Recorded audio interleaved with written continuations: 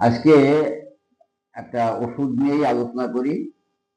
সেবাইনা, অগভীর antipsoric medicine. দেখো, তোমাদের ওষুধ পড়াচ্ছি তো, ওষুধ পড়ানোর সময় কতগুলি কথা বলবো অর্গানন ভিত্তিক, এই কথাগুলি কিন্তু মনে রাখবা। সাধারণ লক্ষণগুলির কিন্তু মূল্য খুব কম। বিশেষ লক্ষণ, অদ্ভুত লক্ষণ, বিরল লক্ষণ, জেনারেলিটিস যাকে বলা হয় সর্বাঙ্গীন মডালিটিস, আর এক কথায় আত্ম অনুভূত লক্ষণগুলি কিন্তু খুব গুরুত্বপূর্ণ। এইগুলি ওষুধ পড়ার সময় তোমরা মন দিয়ে আন্ডারলাইন করবা। আর কমন সিমটম যেগুলি সাধারণত এই ভালো লাগছে না, খেতে ইচ্ছা করে না, দুর্বল, একটু অরুচি, অক্ষুধা, ভালো পায়খানা ক্লিয়ার হচ্ছে না, এই রকম জাতীয় কষ্টগুলি কিন্তু আমাদের গুরুত্বহীন। তখন এই ধরনের লক্ষণগুলি সর্ব রোগের সাথে সর্ব রোগীর মধ্যেই সাধারণত আমরা লক্ষ্য করতে পারি। তবে এই সাধারণ লক্ষণ যখন অসাধারণ হয়ে যায় তখন কিন্তু আমাদের তাকে গুরুত্ব দিয়ে দেখতে হয়। আচ্ছা, তাহলে আমরা পড়াবো সেবাইনা আর অগভীর অ্যান্টিসোরিক একটা রেমেডি। এর লক্ষণ কিন্তু খুব বেশি নয়, কিন্তু তাহলেও মোটামুটি ভালো ব্যবহার হয়। আর এই যদিও যে প্রচুর পাওয়া যায় তা বলবো না, তবে মোটামুটি পাওয়া যায়, মাঝে মধ্যে পাওয়া যায়। এর যে ক্রিয়াস্থলটা আমরা জরায়ু, কিডনি, মূত্রদ্বার, মলদ্বার, বিশেষ করে জরায়ু সাধারণত এই অর্গানগুলির উপরে বেশি কাজ করে, জয়েন্টের বাতের উপরেও কাজ করে। তা জরায়ু প্রদাহযুক্ত হয়ে যখন প্রচুর উজ্জ্বল, আমি কিন্তু এই যে গৌরচন্দ্রিকা, যেটা আমি মুখবন্ধ, গৌরচন্দ্রিকা না মুখবন্ধ যে কথাগুলি বলছি, এই কথাগুলি তোমরা খুব হৃদয় দিয়ে খেয়াল রাখবা, বারবার করে শুনবা। জরায়ু প্রদাহযুক্ত হয়ে যখন প্রচুর উজ্জ্বল লাল বর্ণের রক্তস্রাব হয়, আর সাথে কোমর থেকে বস্তিকোটর অর্থাৎ কোমর থেকে জরায়ু পর্যন্ত, পিউবিস অস্থি অর্থাৎ কোমরের থেকে শুরু করে পিউবিস অস্থি বা জরায়ু পর্যন্ত যন্ত্রণা ছুটে আসে। তাহলে যন্ত্রণাটা কোথায় হয়?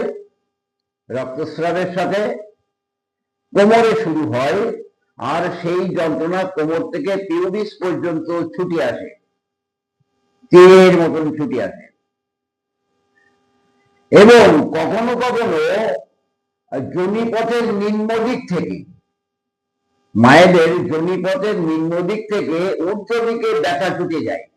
তার দুটো লক্ষণ হলো, এক, কোমর থেকে পিউবিস অস্থি পর্যন্ত যন্ত্রণা ছুটে আসে রক্তস্রাবের সাথে, বা কখনো কখনো বা কোন রোগীর মধ্যে যোনিদ্বার থেকে, যোনিদ্বারের নিম্ন দিক থেকে ঊর্ধ্ব দিকে ব্যথা নাভি পর্যন্ত, যোনিদ্বার থেকে নাভি পর্যন্ত ব্যথা ঊর্ধ্ব দিকে ছুটে যায়।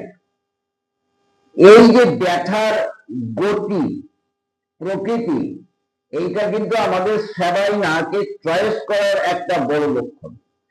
তাই শুধু কিন্তু কোমর থেকে পিউবিস অস্থি পর্যন্ত যন্ত্রণা ছুটে আসে তা কিন্তু নয়, এছাড়াও আমাদের যোনিদ্বার থেকে নাভি পর্যন্ত যন্ত্রণা ছুটে আসে।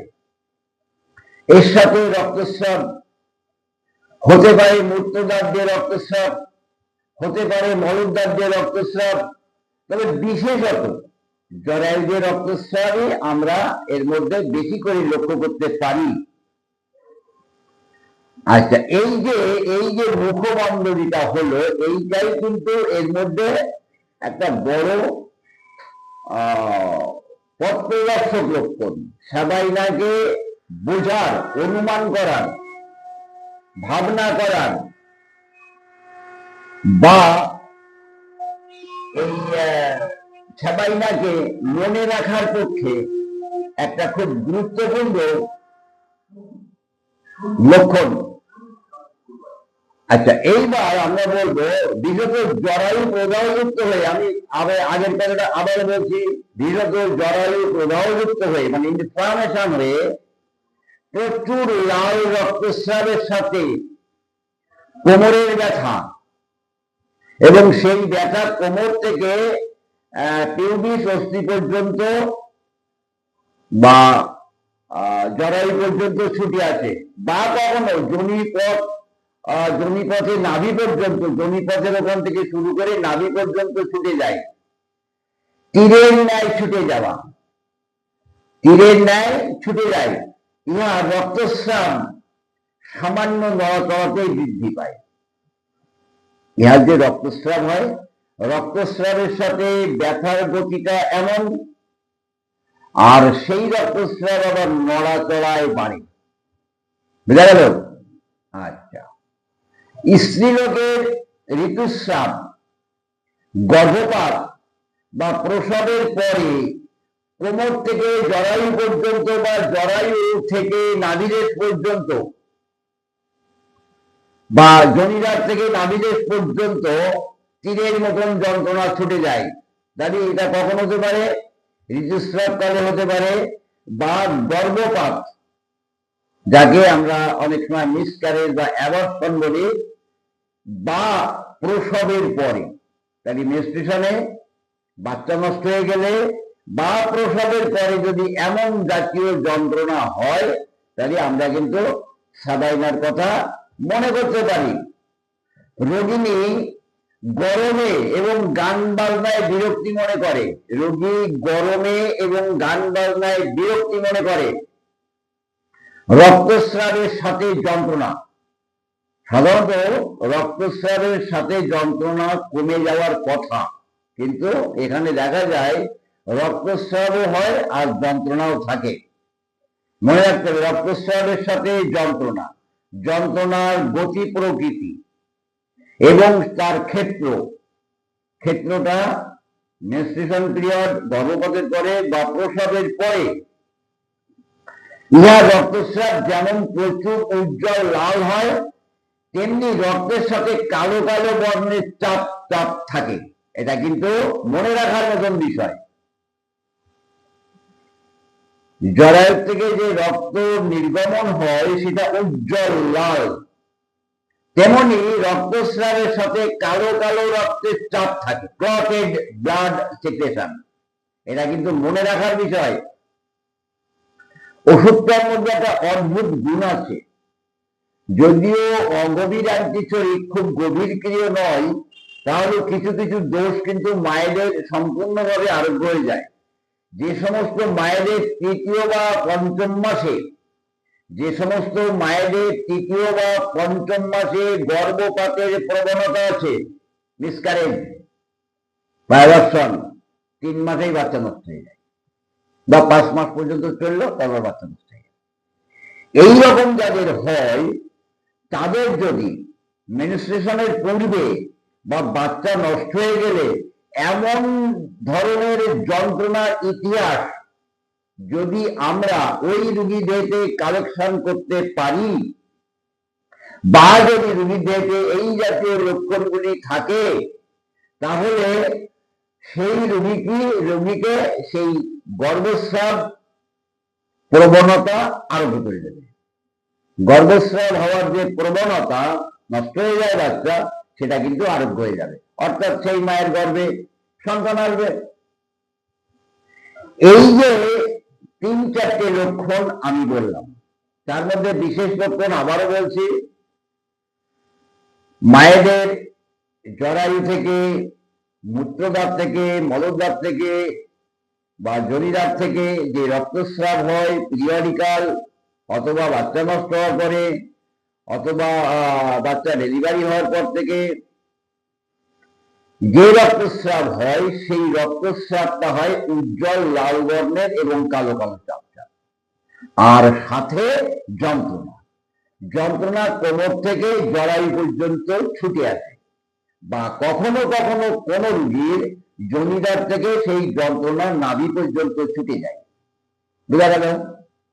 মূল সাবস্টান্স এইবার এই রোগীর মধ্যে সেবাইনার রোগী যদি হয় তাহলে তার মধ্যে আমরা গর্ভস্রাবের একটা প্রবণতা সাসেপ্টেবিলিটি লক্ষ্য করতে পারি। 3 মাস বা 5ম মাসে গর্ভস্রাব হওয়ার একটা প্রবণতা থাকে। যদি গর্ভস্রাব হলেই বা মেন্সের সময় যদি এমন যন্ত্রণার ইতিহাস আমরা পাই বা রোগীদেরকে হয়, তাহলে কিন্তু এই সেবাইনা তখন উচ্চ শক্তিতে যদি ব্যবহার করা যায় তাহলে এই প্রবণতা কিন্তু তার নষ্ট হয়ে যাবে এবং সেই মায়ের গর্ভে কিন্তু বাচ্চা দাঁড়িয়ে যাবে, আর কোনো অসুবিধা হবে না। গর্ভপাত বা প্রসবের পর ফুল আটকে থাকা,